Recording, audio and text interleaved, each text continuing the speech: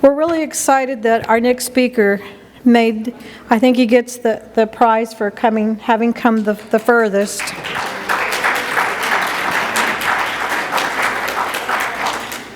Jamie Foster is going to be talking about news from across the pond, a nation of animal lovers and the struggle against animal rights, and they certainly do know that firsthand. Mr. Foster is a partner in the UK law firm Clark Wilmot. He's a regulatory lawyer who is an acknowledged expert in the UK in the animal welfare law and the law relating to field sports. Jamie is the Countryside Alliance's solicitor and has been involved in defending most of the prosecutions brought in England under the Hunting Act. He also provides representation to the National Farmers Union and the Association of Independent Meat Suppliers. Jamie is the co-author of The Law of Field Sports, which is currently the authoritative text on the state of field sports law in the UK. He lives by the sea in Devon with his wife, his 2 children, and their 2 dogs. And we're just tickled beyond belief that he's here with us today. Please welcome Mr. Foster. Thank you very much for that very kind introduction. I'm delighted to be here to speak to you today. I'm very pleased that I was invited by Patty, and I'm very pleased that I'm able to be here, especially here in SeaWorld, because in England we're being told at the moment that the orcas in SeaWorld are slaves. Now, I don't think that that's actually the animal rights lobby who are saying that. I think that's the whales themselves, because I think these are very smart creatures. If you think about it, their working day is spent in a swimming pool with girls in bikinis and guys in swimsuits entertaining people. So if they're slaves, then Leonardo DiCaprio and Pamela Anderson are slaves as well. And I don't think any animal that has to work for a living is necessarily a slave. I think the Ringlings brothers elephants, if you paid them a wage to go out on the train and do what they do, I think they'd save up their money and spend it on a place to live, a bit like the one we went to visit in Polk County on Friday. A very beautiful place to spend your retirement with your family. That's not what happens to slaves. And I know that in this country, you really did have slaves, and you have generations of people who are the descendants of those slaves, and I can understand how unpleasant it must be to hear people use that word in the context of working animals. So I don't agree with that. I'm here to speak to you a little bit about me and a little bit about what we do in England. And I promised myself before I started that I wouldn't say anything to upset anybody. I know I'm English, and I know Americans don't want English people coming over here telling them what to do and telling them where they've got it wrong. So I promised myself I wouldn't disagree with anything I heard, but I'm going to start off saying a few controversial things, because I've listened very attentively to an incredibly interesting conference. Very educated, very great speakers have communicated very important things to you. But some of the things I've heard aren't true, and I've got to tell you that. For a start, the idea that the conversation begins with you, friends, the conversation happened decades ago, and you weren't invited. This is not a conversation that's going on, this is a war. And the people on the other side of the war, they don't want to talk to you, they want to kill you. They want to destroy your businesses, and they want you to suffer in the process.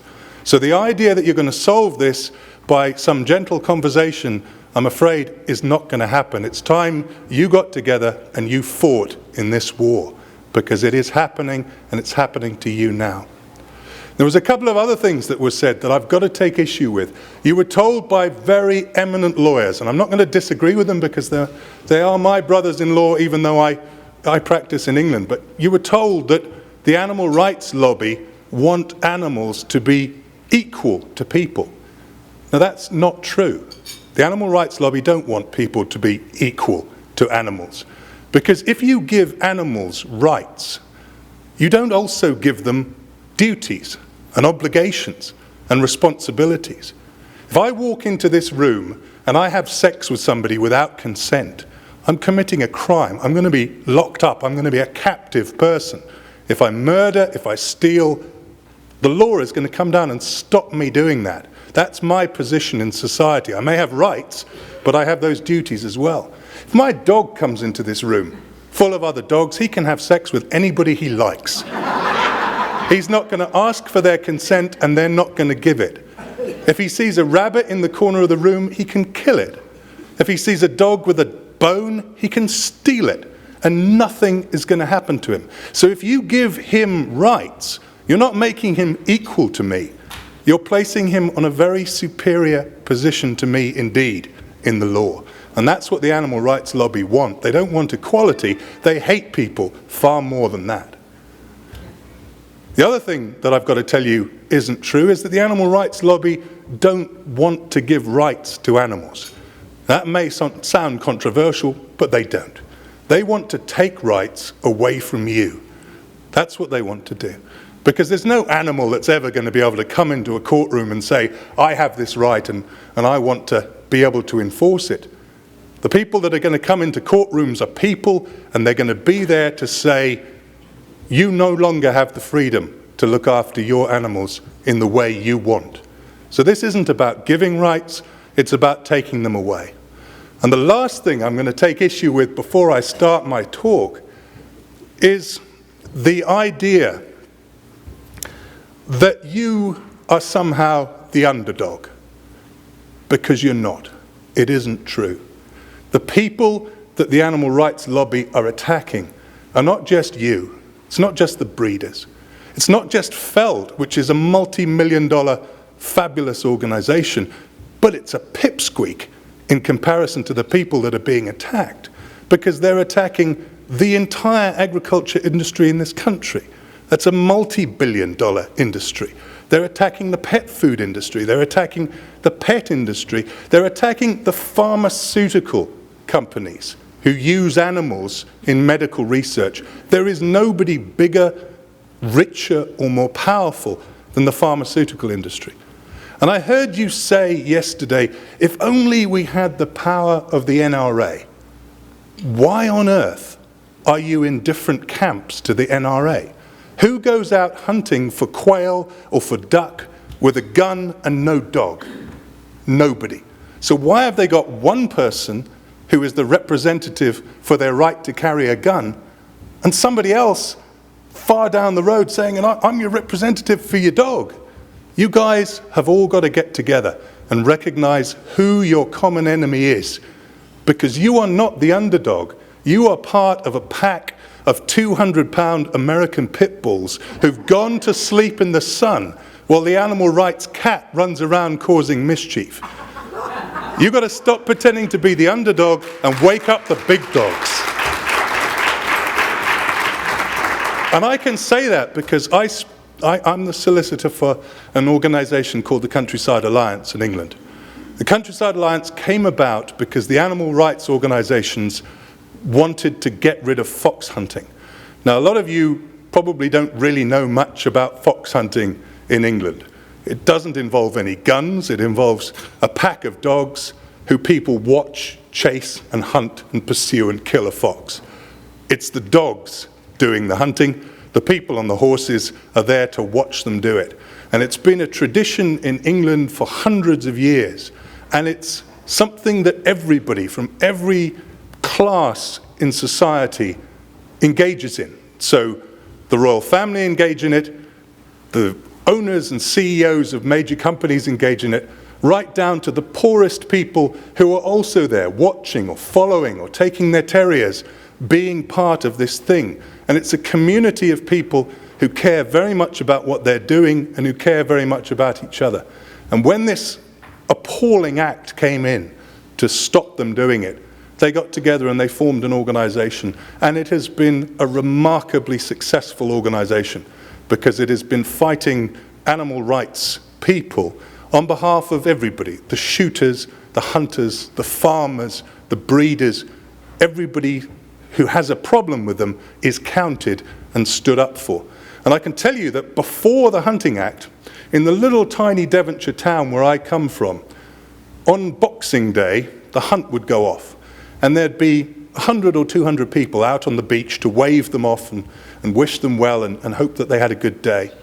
When the Hunting Act came in and the Alliance started to campaign and people realized that hunting was going to be banned, on Boxing Day, now, since then, there will be 1,000 people standing on the beach waving the hunt off and saying, we think this is wrong.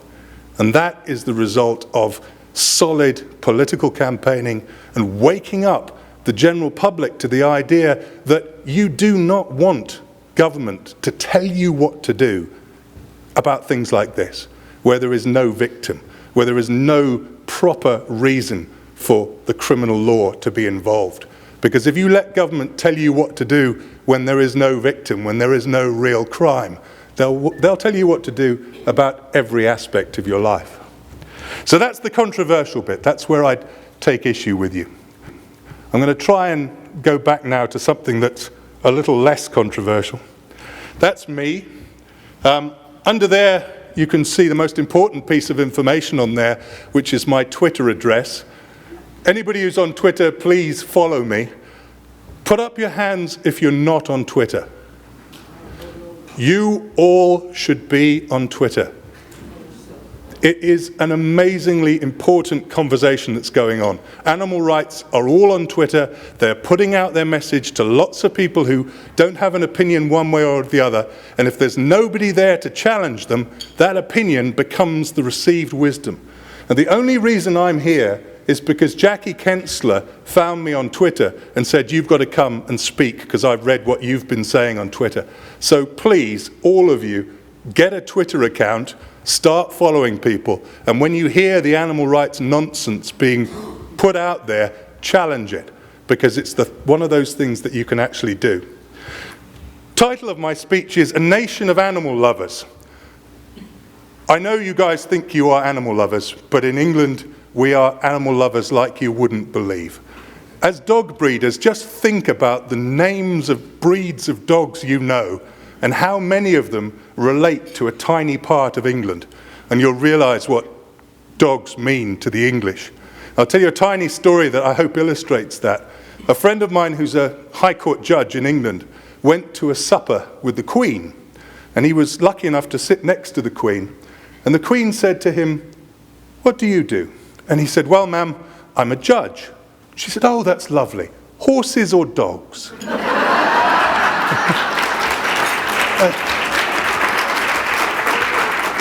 So that's how we feel about animals.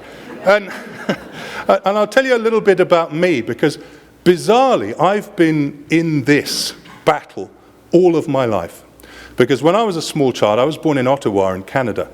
And my father was English, and he was a doctor working for the Canadian government. When I was very tiny, he went to Newfoundland.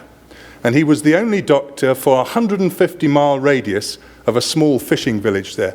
So there'd only been a road a couple of years before we got there, and he used to work as the only doctor. He'd be on call 7 days a week. On Fridays, he'd stick all the family into his Volvo estate, and he'd drive 150 miles through a blizzard to fill the car up with drugs, to turn around and drive 150 miles through a blizzard back to the town again to carry on being the doctor, because that's what work meant in those days to some people. And the community that he worked for were a community of people who'd effectively arrived in Newfoundland from the southwest of England, where I'm from now, in 1538. And they set up their life in Newfoundland.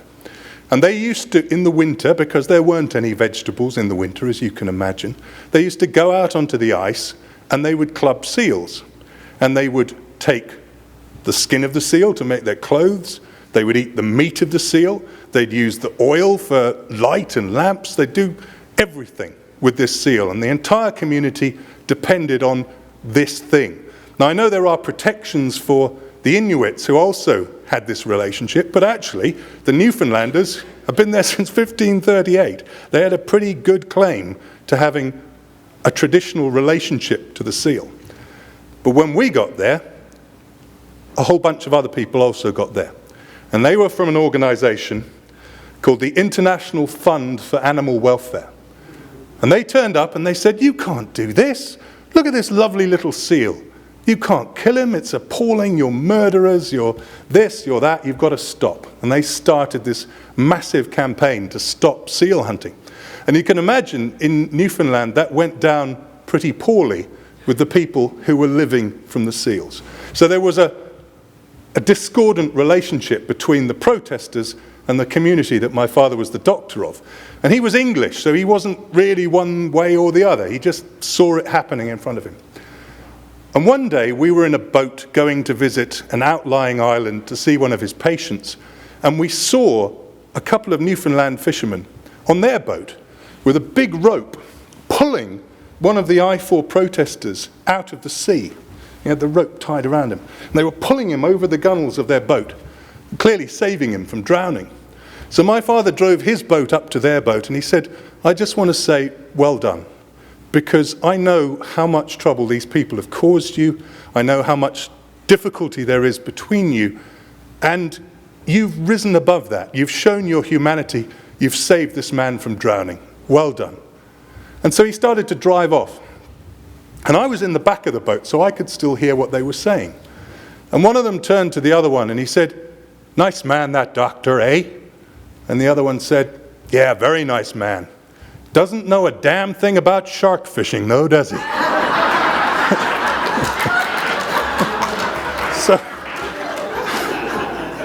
So I kind of grew up with this. And they were founded in 1969, as you can see from this slide. They were about protesting against seal culling.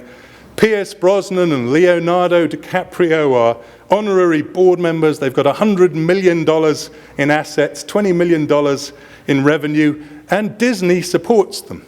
Now, I have to tell you, these guys spend a lot of that money in England running around after hunts, taking films of them, trying to prove that they're chasing foxes with dogs. They are against everything that the animal rights agenda sets out. They are a mainstream animal rights organization. And they were started by this man called Brian Davis. I love the fact that all of these animal rights people always are photographed hugging something.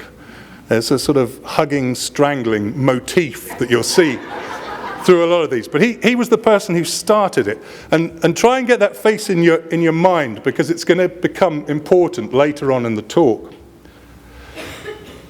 But we've got another problem in England. It's not I4, it's the RSPCA. And I'm going to introduce you during the course of these talks to various organizations that I have difficulties with. I have a particular difficulty with the RSPCA because it has an aura of respectability. Queen Victoria took an organization that was the SPCA and stuck an R on the front. And so for many years that convinced the English public that these must be the good guys. They've got Royal written on the front of their name. To you that may not be particularly impressive, but to the English, putting Royal on the front of something tends to tell us that that's something we should believe in and that we should trust. And that's what they look like. They come out in their nice little pretend policeman uniforms and they take pictures of themselves being nice to dogs. Last year, they euthanized 53 million dogs in the UK. So they take this picture and they put it in the paper and they say, give us your money because we're going to be nice to dogs. But what they really mean is, when you give us your dog, we're going to kill it for you. Which is fine. There are, I'm not against killing animals, but I am against the idea of telling somebody that you're going to be doing something different when in fact what you are going to be doing is killing them.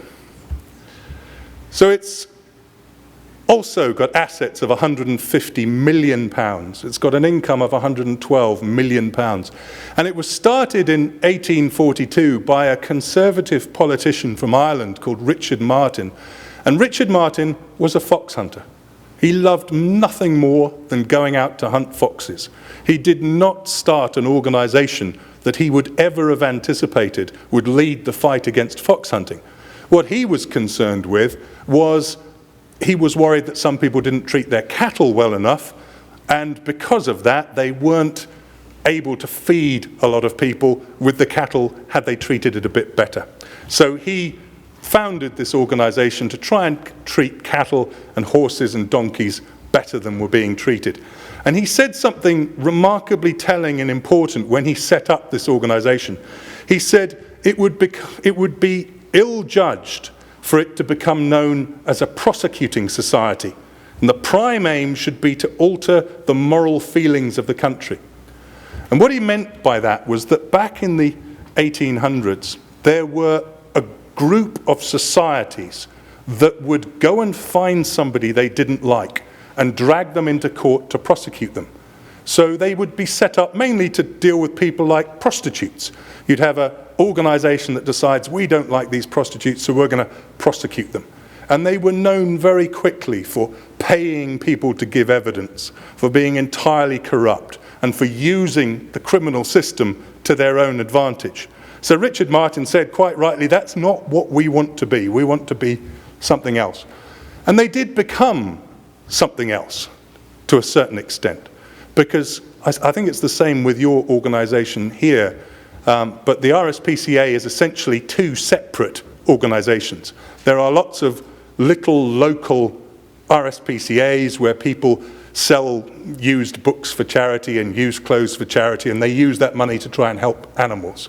And then there is a national organization, which is an animal rights organization, which uses prosecution as a way to drum up revenue. And they're very, very different. I'm going to show you a slide, first of all, about the local charity. And I have to explain something to you before I do, because this is a slide that makes me laugh a lot, but it won't make you laugh until you understand the full story. This is a picture of one of the little local RSPCAs in England, and it's in a town called Bury St Edmunds. And they wanted to publicise their little local place, and it's known locally as Bury. So this is the local Bury RSPCA. Oh, not that picture. This picture. So they took a picture of themselves outside of their local office, and it really has become one of my favourite pictures. I show that every time they speak. But these guys are not the problem. They're sweet. They're lovely. Now, if I go back a slide, this slide is, sorry, I'll come back again in a minute, but this slide is Richard Martin, and it's supposedly the first animal welfare case that was ever brought to court. In fact, that's not true. That's what it says on Wikipedia. This is actually a painting of Richard Martin, but it's by somebody who is satirizing the whole process. He's called this the trial of Bill Burns, and what he really wants to do is burn the bill that Richard Martin introduced into Parliament, the Martin Act, which was to give certain criminal offences if you mistreated animals. And at that time, they were sending this up because they thought this is ridiculous. Animals are property. You can't have rights if you're property. So you can see the little man there with his thumb on his nose, thumbing his nose at the court, and they've brought the donkey into court to give evidence, and they're essentially sending the whole process up.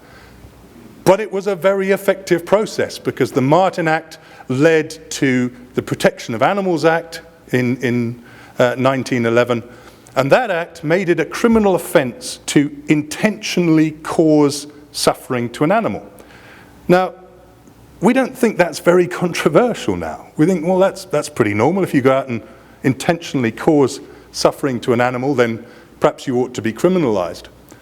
But if you think about it a little bit more closely, we were told yesterday that the law still regards animals as property. Well, that's only half true. They regard animals in property insofar as you are able to assert your rights of property over those animals against other people. So if somebody comes to steal your dog, you can say, please arrest him. Or if somebody beats your dog, you could sue him and say, you've damaged my property. But it's not exactly a law of property because you can be prosecuted for something you do to that property. You can't be prosecuted for kicking your car. You can't be prosecuted for failing to service your car or failing to carpet your house. That's the normal relationship with property. So really, the law treats your animal much more in the way it would treat your child. And that dates back to this painting, really, to Richard Martin's beginning. They had that first act which said you can't intentionally cause suffering to an animal. But for the RSPCA, that wasn't enough. They then campaigned for decades. And this is one of the points I want to get across to you, that these people have been doing this over a very, very long term. And they campaigned for decades to change that law because they didn't think it was enough that just meaning to cause suffering could criminalize you. They wanted to criminalize you for not doing everything you could for that animal, for not ensuring the welfare of that animal. And they wanted to take the 5 freedoms which the animal rights philosophy is based on, the freedom from hunger, the freedom from pain, the freedom to exhibit natural behaviors, and they wanted to enshrine those in the criminal law so that if you didn't ensure the needs of your animals was met, then you could also be prosecuted. This is regardless of whether the animal suffered or not. It's just that you didn't do everything you could to make sure it wouldn't suffer. And that happened. The Animal Welfare Act of 2006 was brought in, and it came with this new obligation on owners. And as far as I can see, it's an impossible obligation for any judge, for any jury, to work out exactly what it means. Because if I'm trying to decide that I'm going to find the perfect diet for my child's going to tell me that's McDonald's every night. My wife is going to tell me that's not McDonald's, that's a balanced diet with these different things in. The vegan society is going to tell me that's no meat and no dairy. The vegetarians will tell me you can have a bit of dairy but no meat. Each one of these opinions is going to be put forward as the diet I should be giving my child. And this is a person. We know quite a lot about people. How on earth do you work out what diet you ought to be giving your animal? Or even more complicated than that, your animal now has the legal freedom to express his natural behavior in England, right? It's got to, if you don't allow him that freedom, you're going to commit a criminal offence. The Hunting Act stops hounds from chasing foxes. So if you own a pack of hounds, which one of these 2 laws is going to criminalise you?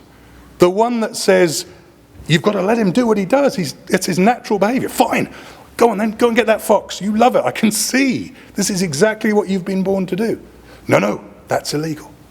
So this animal welfare law isn't proper law. It isn't consistent, and it isn't based on anything other than a fluctuating opinion. And that's why, in my view, you need to be very careful to start fighting to define what some of these concepts mean, because the other side are already doing that. And this is the RSPCA Prosecutions Department annual report for 2012. You can see this poor dog sitting on the top of the stairs looking very unhappy because nobody's cleaned the stairs in a while. And if you remember what Richard Martin said, let's not become a prosecution society. Well, by 2012, the RSPCA are boasting that they've got 4,168 convictions in the court. And they've got 4,000 convictions because they bring thousands and thousands of cases. Now, in England, we have a state prosecutor. We've got the Crown Prosecution Service. They are supposed to bring cases to criminal courts. But there's this funny old right which allows anybody in England to bring a criminal case to court as a private prosecutor. And that's what the RSPCA is doing, because the RSPCA has no statutory authority of any description. It has no powers, it's not got a power to bring people to court. But it brings so many cases to court that the state have backed off. And they've said, fine, if you're going to spend all this money and all this time prosecuting all these offences, you do it. That can be your job. So it's effectively become the job of an animal rights organisation to police animal welfare in the UK. Can you imagine how frightening that is? At the moment, you don't have to be interviewed by an RSPCA person, because as I've said, they've got no statutory powers. But if you refuse to give an interview, they will go to the police and say, can you arrest that person and bring them to the police station so that we can interview them? And that will happen in England. The RSPCA is a private charity. The police are arresting people so that a private charity can interview them in a police station and then go on and prosecute them as a private individual. And it is extraordinary. You'll also notice on this list that in 2012, they issued 78,090 improvement notices. An improvement notice is what the local authority will issue to a farm if they go along and find that there are problems. They'll say, here's a notice, these are the things you're doing wrong, if you don't fix them, we'll come back and prosecute you. The RSPCA issued 78,000. They have no validity in law whatsoever. They are pieces of paper that the RSPCA have written something on. But they give them to people as if they are the notices that a local authority would issue. And most people don't know the difference. Now, I'm telling you there's a difference because I'm a lawyer. Most of you probably wouldn't know the difference if someone says, here's an official piece of paper and it's signed and this is what you are legally bound to do. But it's a giant con. And for me, anybody who comes into a criminal court as a prosecutor who is also telling people things that are fundamentally untrue is very, very frightening. You see this picture here. On the left, you see the insignia that the RSPCA officer wears on his shoulder. And on the right, you see the insignia that a British police officer wears on his shoulder. They're both the rank of chief superintendent. Get the feeling that one of them is meant to look a little bit like the other one? My son likes to dress up as a policeman. These people dress up as policemen in exactly the same way my son does. They have no powers, they are not policemen. But they put these outfits on so that they look as much like policemen as you possibly can. So, we've got this man. Now you'll notice the theme already. He's strangling a bunny. This is Gavin Grant. He's the new Chief Executive Officer of the RSPCA. Out of all the charitable money that they're getting from little old ladies, he gets 160,000 a year to be the Chief Executive Officer. And pounds. And he's already come out in public and said, I don't know if you know that we're having a thing called a badger cull. I'll tell you something very quickly about it. In England we've got badgers. The badgers have bovine TB. Down where I am in the southwest, 50% of the badger population has bovine TB. When a badger gets bovine TB, it starts to become a super excretor of bovine TB through its urine. So it pumps out bovine TB over the grass, and the cattle get it, and we have a terrible problem with bovine TB in cattle, and I'll come back to this. So finally, after 15 years of the last government doing nothing about this, this government has said, you can start to kill off some of these badgers because you need to solve the problem with TB. And the animal rights organizations have got up and gone absolutely mad about this. And he came out and said, any farmer who participates in this cull should be named and shamed. Their names and addresses should be made public, and the public shouldn't buy their milk anymore, because this is appalling. And this is a disease control measure that farmers are taking to try and protect the dairy industry. And the RSPCA is saying, well, don't buy their milk anymore if they do this. This second person, I don't know if any of you recognize him, maybe not. He's a rock and roller. He's from the band Queen. He's called Brian May. And he's the new vice president of the RSPCA. And he called me a cruelty-promoting caveman. I was delighted by that. I wanted to put it on my business card, but my firm wouldn't let me. But he has come out and said that the badger cull is a Holocaust. And you can imagine the Jewish population of England didn't take very kindly to this rock and roller telling them that farmers killing vermin was a Holocaust for very obvious reasons. This man is the real problem. This is a guy called Richard Ryder. Richard Ryder is a professor, he's a philosopher, and he believes in a concept called speciesism. If you have a pet, that's speciesism. It's like racism or sexism. It's treating another creature in a way that is appalling. So he is one of the fathers of the thinking behind the animal rights movement, and he is on the board of the RSPCA and has been since 1972. So this organization that was given royal status, that has this respectability in the country, that's supposed to be looking after animal welfare, has a person on its board who believes that no animal should ever be used by any person in any way. And he also believes, interestingly, another one of his philosophical tenets is that euthanasia should be far more widely available in the human population. That's the RSPCA's governing body. So I'm going to go back to Brian Davis because I'm going to lead you, having told you a little bit about these organizations, I'm going to lead you back to the Hunting Act, where I come in a little bit. Because these organizations wanted to ban fox hunting. They wanted to ban it really, really badly. And to understand why, because you guys may think, well, why do they care so much about fox hunting? They don't really care about fox hunting in the USA. But they care about it because in England, the royal family fox hunt, the CEOs of large companies fox hunt. It is a really important forum, and they knew how much people cared about it. So they knew if they could start getting rid of that and hitting that, they'd have made a massive progress in terms of instituting their philosophy. So this guy, who started the International Fund for Animal Welfare, decided he'd set up an organization called the Political Animal Lobby. And so he did, along with Richard Ryder from the RSPCA. He was their chairman. And the Political Animal Lobby gave Tony Blair and the Labour government £1 million in 1997 of donated money to the Labour Party. They said, here you go, here's £1 million, we're going to give you that because we want the Hunting Act made law. And we'll tell you something else, next year we'll give you a bit more money, but if you don't make it law, we're going to do everything in our power to destroy you as a politician. So there's a bit of carrot and stick. Here's £1 million, or here's terrible political carnage.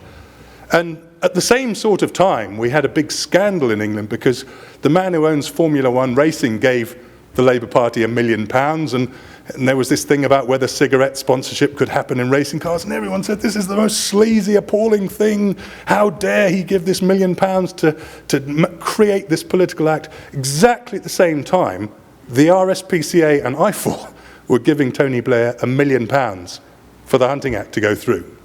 So it did, surprisingly. The Hunting Act 2004, the most illiberal piece of legislation that has ever been enacted in England by far. And that's not me saying that, that's Tony Blair saying that, because he came out in his autobiography recently and admitted he shouldn't have done it, that it was an appalling and dreadful political mistake. But it was enacted. And it was enacted to stop this. Now, I use this particular picture because this is a fantastically important book, not least because I wrote it, or at least half of it. And the animal rights lobby hate this book because when they go into court in Hunting Act cases, they have to bring it with them because it's the only book on the Hunting Act in England. But that was supposedly, that scene, and this man on the horse here is Richard Down of the Quantock Staghounds. He's the only person so far to have been prosecuted twice from a registered hunt and convicted of hunting. So I'll talk to you a little bit more about that. But that's what they wanted to stop, supposedly. 700 hours of parliamentary time was spent debating it. To put that into context, that is more time than the English Parliament spent debating going into either Gulf War or Afghanistan. And it's more time than they spent debating going into all three of those wars put together, because this was not a popular piece of legislation. And in England, there are two houses of Parliament. There's the House of Commons, where we elect people to, and there's the House of Lords, where historically the aristocrats have set. Now they put people there who've done great things. But the second body oversees the law that's being made by the first body, so it's supposed to pass through both houses in order to become law. It didn't. House of Lords said, we're not making this law. There's absolutely no way. So Parliament, Tony Blair used a thing called the Parliament Act, which meant that the Hunting Act was forced into law even though the House of Lords didn't agree with it. And the Parliament Act is supposed to be used for things like going to war in a real hurry where you can't get enough support. It's never used to bring any long-term legislation in, but it was used to bring this in. This extraordinary, bizarre parliamentary procedure followed on from receiving £1 million donation from the RSPCA and IFOR. I'm not sure if there's any connection. You can make your own mind up. But that's what they were supposed to ban. And just very briefly, the people at the bottom, these hounds at the bottom, they're the ones that do the hunting. All the people at the top go out and they watch. They watch the hounds take a fox. And there is nothing more beautiful than watching a pack of hounds working together and doing what God intended that they do. So this is what it was supposed to ban. This is in fact what it did ban. Because since the Hunting Act came into force in February 2005, there have only been 18 people convicted who wear those red coats sitting on top of horses. 18. All of the other cases brought under the Hunting Act were poachers, because the Hunting Act also makes it unlawful to go onto somebody else's land with your dog and steal their game. So did a lot of poaching acts. So they could easily have also been prosecuted under the existing legislation. But when you hear the animal rights lobby say there's been 300, 400 cases successfully prosecuted under the Hunting Act, they mean 18 involving hunting and all the rest involving activities that we could have prosecuted using poaching laws before. So it's very important to bear that in mind, because they like to suggest the Hunting Act worked. In fact, largely due to my firm, the Hunting Act doesn't work, but that's a different story. So the Hunting Act makes it an offence for a person to hunt a wild mammal with a dog unless their hunting is exempt. You ever think about that? If you go out with your greyhound, I'll use a greyhound for the sake of argument, and he takes off after a hare, and you run after him and you say, "Good boy," in England you'd be committing a criminal offence unless you fitted into one of the exemptions. And for a lot of people in a lot of countries, this is a bizarre thing to get your head round. And we went up to the High Court to try and define what hunts meant, because it was such an extraordinarily wide possible offence. And what the animal rights lobby wanted to do was to say, if you go out on horses with your hounds and you go looking for something to hunt, you're hunting. And most of the hunting people thought, well, yeah, that's true. That is what we call it. That's what we do. We spend most of our time looking for something to hunt. Very rarely we find something, and even more rarely than that, we kill something. But as lawyers, we said, well, hold on a sec. That can't be the thing that's criminal, looking for something to hunt, because that can have no possible effect on a wild animal at all, looking for it if you don't find it. So this act must have been to criminalise something to do with welfare, so it can't possibly be hunting until you've actually found one and you start chasing it to kill it. And luckily the High Court agreed with us, because if we'd lost that case, there would have been thousands of cases and hunting would have been finished in the UK. But because we were able to define hunts as being finding a fox and then chasing it for a distance, we were able to get rid of thousands and thousands of cases. It's got to be intentional, and it includes anybody who engages in that pursuit. At the moment, the only people who've been prosecuted are actually huntsmen and members of their staff, but actually, if you went out watching them and you went along with them, you could be prosecuted as well. There's lots and lots of exemptions, and the exemptions show how insane the legislation is, because the legislation is to ban the supposed cruelty of some dogs chasing and killing a wild animal. But it's not all wild animals. Rabbits are exempt. You can take as many dogs as you like and go and kill a rabbit with it. You can have the dogs rip the rabbit into pieces, and then you can take it off them and feed it to other dogs. That is not a criminal offence. You can hunt rats. That's not a criminal offence. But if you hunt a hare, that is a criminal offence. So it's bizarre. It's got nothing to do with the welfare of a mammal. It's got to do with just prioritising the rights of particular mammals. And if you've shot a hare, you can take dogs and go and find it again and bring it back. So you can get them to go and catch it. You can't hunt a hare with a dog in the first place, but you can shoot it and then go and catch it. You can use your dogs underground to go and find a fox, but only if you use one dog at a time. You're not allowed to use two. But if you stick one dog down in the tunnel, he can flush a fox. But if he flushes the fox, you've got to have somebody with a gun there to shoot it as soon as is possible, because that's the flushing exemption. If you're flushing animals from cover, it's got to only have two dogs. So you can send two dogs in and they can flush animals from cover, but you've got to then shoot the animal. There's one Devonshire farmer who said, well, I've got some trees, and the deer come and they eat my trees, which is a problem for me. So I get my small pack of dogs, and I go and scare them out of the trees, and they run away. And I've been doing this for quite some time. But that's a criminal offence unless I shoot them. Just scaring them out of the trees and away from the trees, that's criminal. But if I stand there with my gun when they come out the trees and kill them, that's okay. This is the law that we enacted. If you've got a falcon with you, it's okay. You can have as many dogs as you like, as long as they're helping the falcon to catch. You laugh, this is true. As long as they're helping the falcon to catch the fox, that's fine. If you want to rescue a wild mammal, you can use dogs to do that. So if a deer has broken its leg and gone off down into a valley, you think, God, where is that deer? I've got to save it, poor thing, it's in terrible pain. You can use dogs to do that, but only 2. And the man I showed you on the front of my book, Rick Down, was prosecuted and found guilty because he saw an injured deer and he took a whole pack of dogs down into the bottom of a valley to go and find it, because he knew, I've got to find this thing quickly, and I've got to shoot it because it's got a broken leg. And they said, no, you should have taken 2 dogs. And he said, well, if I'd taken 2 dogs, it would have taken twice as long to find it and put it out of his misery. That's the law. That's the law. At the moment, there is an attempt by a group of people called the Federation of Welsh Farmers Packs to change that law.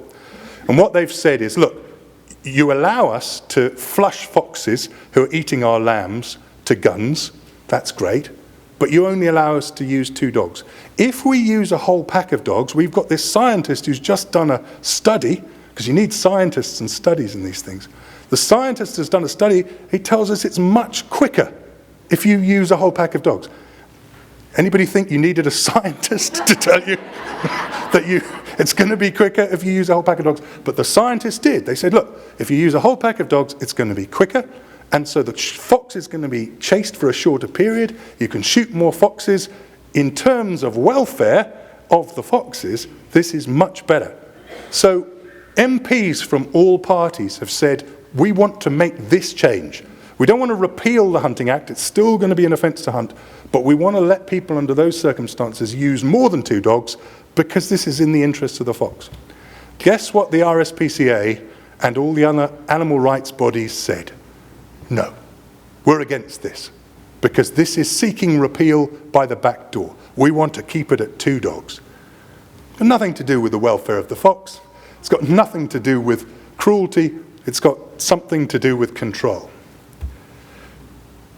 And it's a defence for a person who's been charged with hunting to show that they reasonably believed that their hunting fitted into one of those exemptions.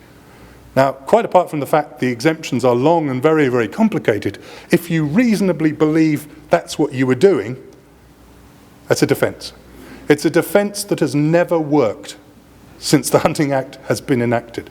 Not a single court has ever accepted that a person reasonably believed they were within the exemption. So that's the Hunting Act. And the Countryside Alliance were understandably very cross with the Hunting Act. They were most cross because they knew that there had been a huge parliamentary inquiry prior to the Act being in force. And the inquiry was not able to say that hunting was cruel. Because actually, when you look at hunting, the welfare benefits of shooting and other forms of pest control, they're all in the balance. And it's very difficult to say one is cruel or the other is cruel. So they instructed me to look at a proposal that another group had made to change the Wild Mammals Protection Act. And so I did, and I drafted this, which is section 1 of a proposed new act. And I said, any person who intentionally causes unnecessary suffering to any wild mammal shall be guilty of an offence. Because in England, you could take a rabbit and torture it to death, and there is nothing that would stop you doing that under certain circumstances. If you brought it into your own captivity, the Animal Welfare Act would work on you and you'd be a criminal. But if you just chased it around with a baseball bat, hitting it until it died, that's no offence at all. So we said, well, why is the Hunting Act here which criminalizes all sorts of behavior which isn't actually problematical to the animal. If I chase a fox with some hounds over a couple of 100 yards and he gets away, I've still committed an offence. Hasn't really done anything to him at all. But we have no act that prevents intentional acts of cruelty against wild mammals. How about this? And Countryside Alliance were behind me, National Farmers Union were behind me, all of the bad guys were behind me. Guess who didn't like it? RSPCA, I4, the League Against Cruel Sports, they all said, no, this is rubbish. You're just trying to repeal the Hunting Act. Well, I was trying to repeal the Hunting Act. I was trying to replace it with something that would have protected wild mammals against intentional acts of cruelty, but not a single welfare organisation would back that. So that's that, and that's now what we have in England. This is the cosy face of the animal rights lobby. They come down onto people's land who they think are hunting, or who they think are culling badgers, or who they think are chicken farmers, and they come and they do all sorts of horrendous things. They've been threatening to burn my house down for about 10 years. Now that would be funny, except they have burnt a lot of things down. So I keep waiting. And that's what we have, monitors. These monitors go around and they film lots of people. And you know this because you have the same problems on farms with people trying to film stuff that's going wrong. I heard people saying to you, well, perhaps what you ought to do is put CCTV in your own farm so everybody can see. Well, that's an idea. On the other hand, perhaps you ought to wait till the lawyers and the accountants and the bankers all put CCTV in their offices and you can go online and see what they're doing. Because, I don't know, call me old-fashioned, but if you're not committing a criminal offence in this country, why should you film yourself and tell people that? But there you are, what do I know? So there's a series of cases here, and the most important case was the Heathrop case, bizarrely, because the Heathrop case involved some huntsmen pleading guilty to a criminal offence. So you'd think that would be an absolute goldmine for the RSPCA. They've managed to get some video of these people. They did it. They chased a fox. Those nasty, cruel, evil bastards. We're going to prosecute them. So they did. They took us to court, and we were defending them. And we knew we had to plead guilty, so we said, what about your legal costs? And they said, oh, I'll tell you what, we'll agree the legal costs. How about you pay us £25,000? Now, to put it into context, if you are a burglar in an English criminal court, prosecuted by the Crown Prosecution Service, they will award you costs of £100 to the Crown Prosecution Service. That's what you'll pay them. But the RSPCA said, well, we've done a lot of work on this. How about you give us £25,000? And I said to them, no, because I've got a right to see what work you've done so that I know what the total is so that I can then make you an offer. So how about you give me your bill for what it's cost you to get to this first hearing in the lowest court in our country. And after a lot of wrangling, they sent through their bill, which was £330,000. That's what they'd spent on one day in the court. And the judge hearing this said, this is staggering. I have never heard of anything like it. And so the Countryside Alliance were able to give this to the media because we've been working on the media for some time. And the media story was just that. The RSPCA takes money off old ladies and they give $330,000 of it to lawyers to go to court for one day's work. And that's why it was so important. And I'll say one brief thing to you about the media. I'm not an expert in the media, but you've been told things by experts in the media. One thing I would tell you about the media is that journalists are by their very nature lazy people. And the animal rights organisations know this. They package stories up for them and they give them to them ready to stick out, because 24-hour news, you need content. So if you've got someone who's giving you that content already made and telling a telegenic story, you're going to put it out there. You guys have got to catch on to this. Don't wait till they want to talk to you about some abuse happening in your particular industry. target journalists and get your stories out there, because when you start doing that, occasionally you get a gold mine like the Heathrop case, and you're able to stick it out through those channels and make hay while the sun shines. May have the disease, it has to be taken immediately and slaughtered. So thousands and thousands and thousands of cows are being taken off and slaughtered because they may have this disease. And when you open them up, you find a very small percentage of them actually do. The animal rights organizations who want to protect the badger also want to protect the slaughter of lots of healthy cattle that don't have this disease, rather than dealing with the disease vector in badgers. Because down in the southwest, 1 in 3 badgers is carrying this disease. So this is the problem. And there was an organization set up to oppose killing these badgers, and it's called Team Badger. Animal Aid's on it. The League Against Cruel Sports are on it. That's pretty unsurprising, because they're both pretty radical and extreme animal rights organizations. I4, my old friend from Newfoundland's on it. The RSPCA is on it. And your great friends, Peter, are also on it.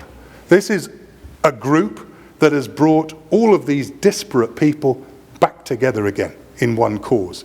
Because, of course, they aren't really disparate. They have been working together for a century. And the people who are disparate are you guys. And you've got to take a leaf out of their book, because when there's a big battle to be fought, they come back together and they pool their resources. Now, I forgot one as well, the Humane Society.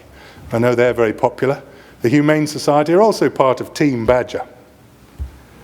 And Team Badger was fronted by Gavin Grant, the head of the RSPCA, and Brian May, who had his own Save Me organisation to try and stop this happening.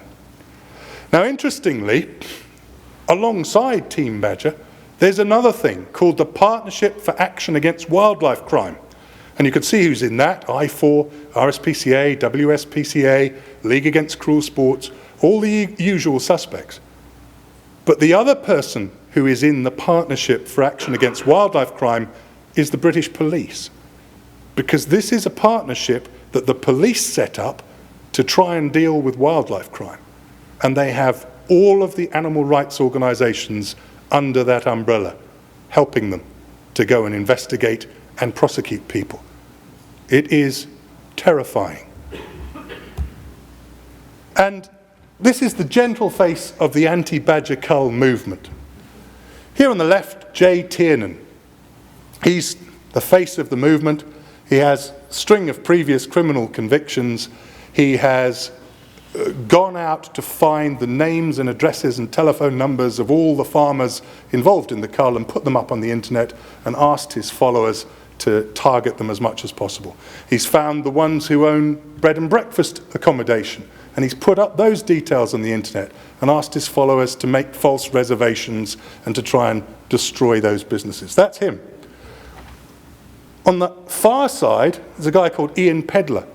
He was the head of the Hunt Saboteurs Association. They broke off from the League Against Cruel Sports because they thought the League Against Cruel Sports wasn't radical enough, and they would go round and fight with the hunts. In the middle is this sweet-looking woman, and she's called Amanda King. Doesn't she look lovely? And she's an advocate for an organisation called Speak, a voice for animal rights, which is a lovely sound, because you think, poor animals, they can't speak for themselves. That must be a lovely organisation. Her partner, who helped set up that organisation, is doing a 10-year sentence at the moment for firebombing Oxford University. This organisation that she was part of took particular offence against a farm called Darnley Oaks, which was a guinea pig farm, which were raising guinea pigs to give to Oxford University to do medical research on. They took such objection to this that they went to the local churchyard where the grandmother of the farmer was buried, and they dug her up. That is the gentle face of the anti-cull movement, and that's what's brought all these organisations back together. And these are the people that they are against: the slavers, the murderers, the British farmers. And that's the people that I represent.